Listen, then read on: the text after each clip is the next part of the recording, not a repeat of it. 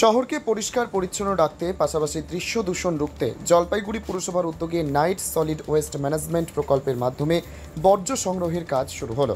মঙ্গলবার রাতে শহরের কদমতলা মোড় থেকে জেলা প্রশাসনের আধিকারিক ও জলপাইগুড়ি পুরসভার উপপুরপ্রধানের উপস্থিতিতে প্রকল্পের কাজ শুরু হয়। পুরসভার দাবি, সকাল থেকে শহরের বর্জ্য সংগ্রহ করা হয়।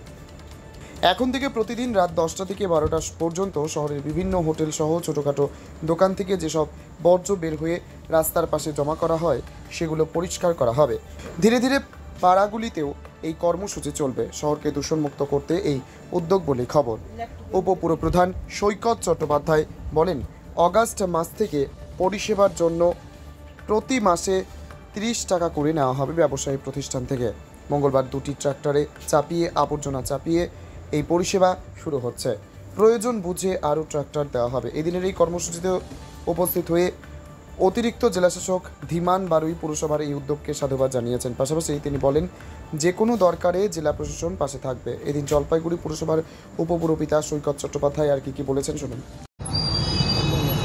বললাম, আজকে জলপাইগুড়ি পৌরসভা একটা নতুন দৃষ্টান্ত স্থাপন করতে চলেছে। সেটা হচ্ছে যে আপনারা জানেন, আগেই আমরা নাইট সলিড ওয়েস্ট ম্যানেজমেন্ট চালু করেছিলাম। বিভিন্ন দোকান থেকে আমরা পচনশীল অপচনশীল বর্জ্য পদার্থ গ্রহণ করছিলাম এবং সেটা আমরা এতদিন কোনো টাকা নেইনি। এটারও আমরা ইতিমধ্যে চার্জ শুরু করতে যাবো আগস্ট মাস থেকে, কারণ আমাদের যে ফুয়েল খরচা, লেবার খরচা, সেটাকে রাখার জন্য।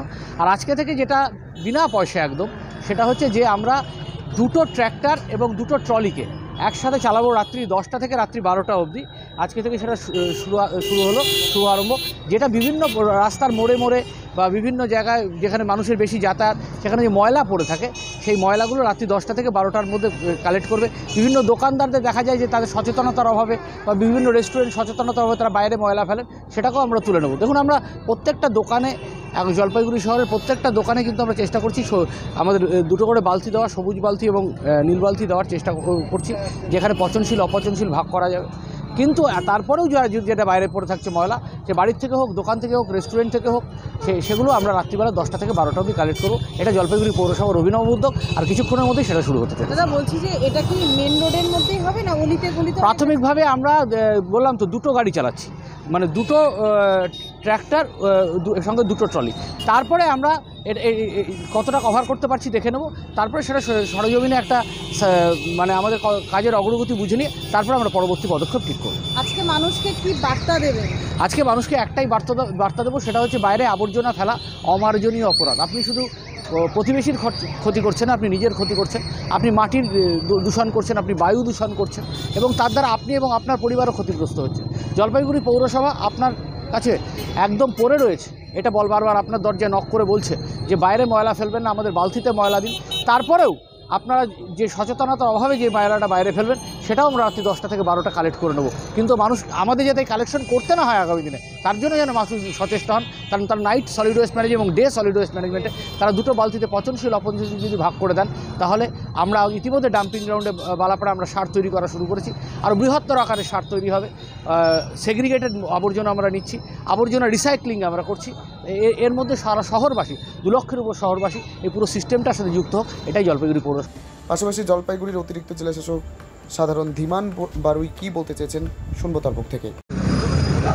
জলপাইগুড়ি মিউনিসিপ্যালিটির বেসিক্যালি যে ইনিশিয়েটিভটা নাইট লিফটিং অফ গার্বেজ, তো অনেক সময় হয় কি, আমাদের যে দোকানপাটগুলো থাকে সেগুলো ক্লোজ হতে হতে অনেক রাত হয়ে যায়। তো সেই জন্য হচ্ছে গিয়ে সেটা রাত্রেই যদি আমরা তুলে ফেলতে পারি, যে সময় আমাদের ট্রাফিক মুভমেন্ট কম থাকে, তাহলে হচ্ছে গিয়ে সকালবেলা এখানকার মানুষ একটা পরিবেশ, একটা সুস্থ স্বাভাবিক পরিবেশ বা অনেক বেটার এনভায়রনমেন্ট পাবে, ক্লিন এনভায়রনমেন্ট পাবে। তো it's a very Nobel initiative.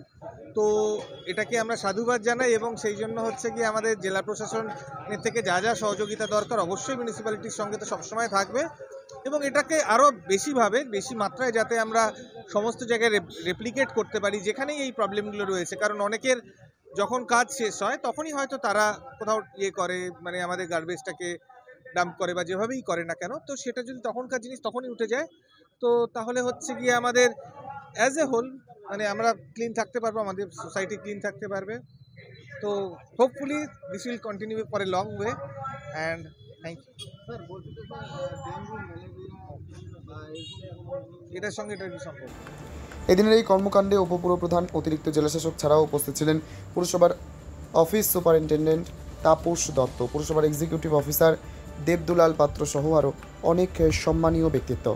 Jalpaiguri থেকে শঙ্কর ভট্টাচার্যের রিপোর্ট, টাইমস 14 বাংলা।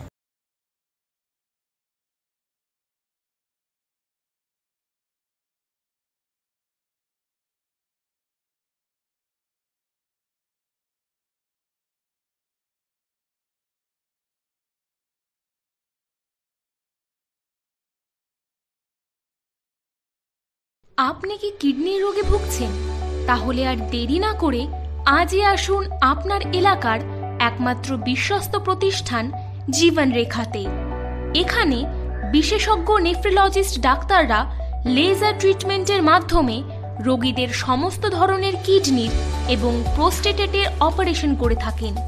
রোগী দেখছেন nephrologist doctor Arkaprava Chakraborty, SSKM hospital, Kolkata. Doctor Sunil Kumar, Apollo hospital, Kolkata. Doctor Pinaki Mukherjee, NRS hospital, Kolkata. এছাড়াও এখানে প্রতিদিন অপারেশন করছেন ও বহির্বিভাগের রোগী দেখছেন ইউরোসার্জন ডক্টর আতার কাশিম, PG হসপিটাল, কলকাতা। তাছাড়াও এখানে স্বাস্থ্যসাথী কার্ড ও ওয়েস্ট বেঙ্গল হেলথ স্কিমের সুবিধা রয়েছে। আমাদের ঠিকানা রায়গঞ্জ, উকিলপাড়া।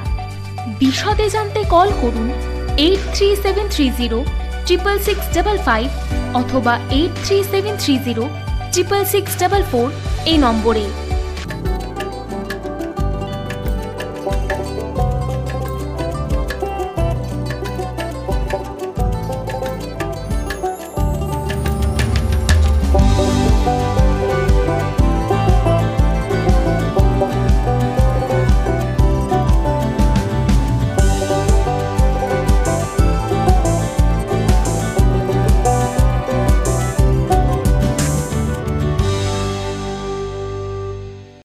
আপনি কি চাকরি পরীক্ষার্থী?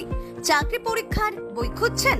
তাহলে আজই চলে আসুন সৌরভ বুক অ্যান্ড ম্যাগাজিন সেন্টারে। এখানে BSc, WBCS, bank, rail, ICDS, nursing, ANM এবং GNM সহ কেন্দ্রীয় ও রাজ্য সরকারি সকল চাকরির পরীক্ষার বই ও ম্যাগাজিন পাওয়া যায়। আমাদের ঠিকানা ঘড়িমোড়, মোহনবাটি, রায়গঞ্জ।